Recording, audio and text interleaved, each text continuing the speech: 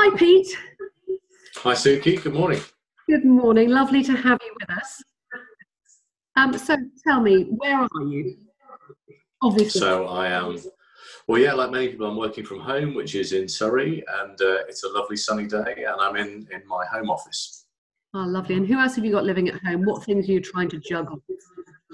So we're all at home, all four of us at the moment. So my wife, my daughter who's 12, and my son who's 19. So I've got two very independent kids who are quite self-sufficient, but clearly juggling when they'll go back to school and university respectively, and all that comes with that. Yeah. So I think easier than some, but and actually quite nice in a way to have them around, isn't it? Yeah, and it's nice actually. It's nice having the four of us at home. It's good. I'm the kind of person that likes having company, so actually having people at home to talk to and unwind with in the evening has been good. Good. So look, you're the CMO of TSB. Obviously, massive change for lots of us. In ways, a lot of people going through financial challenges, struggles, uncertainties, and then for your team. So, how are you giving your marketing team and then your business as a whole kind of clarity on your new commercial outcomes over the next kind of 3 months, 6 months? We don't know quite how long this is going to go on.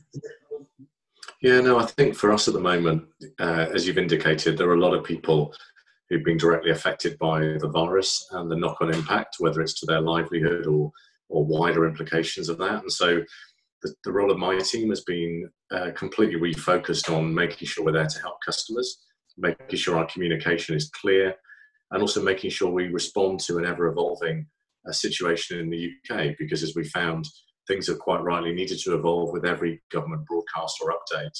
And the service we provide, particularly through our branches, and many of which are still open, is seen as an essential service to people in the UK. So we're very much there to help people, and my team's job is to make sure we communicate clearly in a really timely way, and also provide all the help we need. So to keep that drumbeat going and make sure we're clear on what we're doing and where the priorities lie, we have a daily team call. We're using Microsoft Teams, and it's just been a really good way to check in. It's half an hour, and sometimes it's shorter, sometimes ends up being longer, but we just work through what the key priority and focus areas are. But I think one of the things we've tried to do deliberately is make that not just transactional, but just check in on one another. So it is sort of how's the work progressing, but more importantly, how are we all doing? How are we all feeling? What else is going on in our world or in our teams today? Just to give that ongoing sense of connection for each other as human beings as much as team members. Yeah, and that's one of the challenges, isn't it? So what are you kind of doing? So you've got those check-ins to help talk about well-being and maybe resilience, but are you doing anything else to really help your teams build that resilience and look after their well-being that they need at a particular time? Yeah, no, I think it starts with having a dialogue and open conversation with people, in my view, and allowing people to talk about everything that's going on, not just at work, but in their lives at the moment. There are a lot of people juggling a lot at the moment, particularly people with kids at home or people that are caring for others at home, or wider impact, even for those who are maybe feeling isolated if they're home alone. So the chance to be able to talk, to be open, to more than ever bring all of yourself to the conversation and what's going on in your life is really important. Outside of that, we've tried to put some deliberate things in place by I've been able to access some free coaching for my lead team for the next 3 months. We've got a free mindfulness app that the company's made available for everyone to use as well.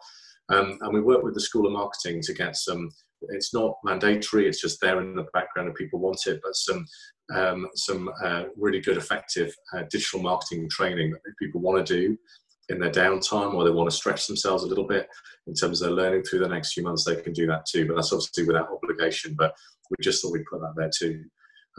So yeah, that's the starting point. But I think for me, it's got to be about that ongoing dialogue and making sure you've got each other's back at the moment.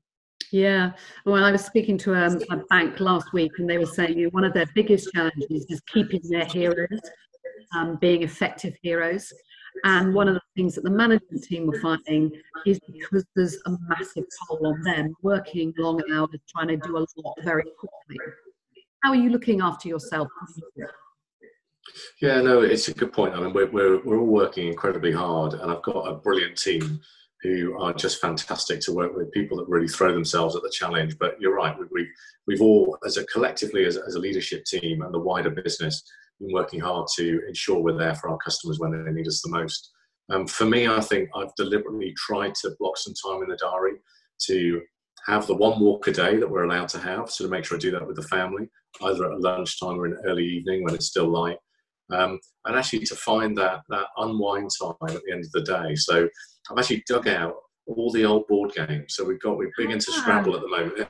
Things you never thought you'd get back into, but actually have just been fun to re-engage with and have fun with. So technology is helping. So tonight I'm using Zoom, and we're going to be doing an improv comedy lesson on Zoom with the guys that I did.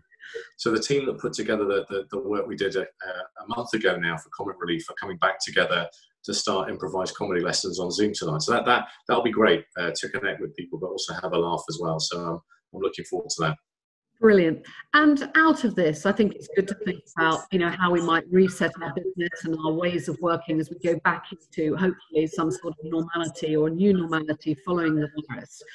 Is there anything that you've discovered in the last week or so that you think you're going to carry on with in your new working world?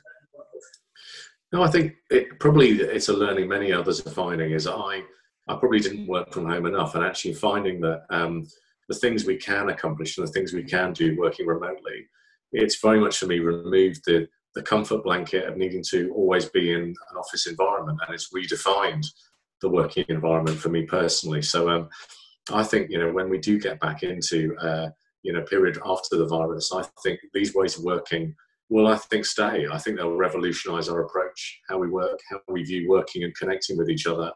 And I don't think that'll be a bad thing. I think it's a good thing. And I think it's been, for me, a really vital learning. It's been great. Yeah, I agree. I think it's really, that's going to be the exciting bit coming out of what's really a very challenging time at the moment. Thank you very much, Pete. Lovely to talk to you. See you again soon. You too, Suki. Take care. Bye. Bye.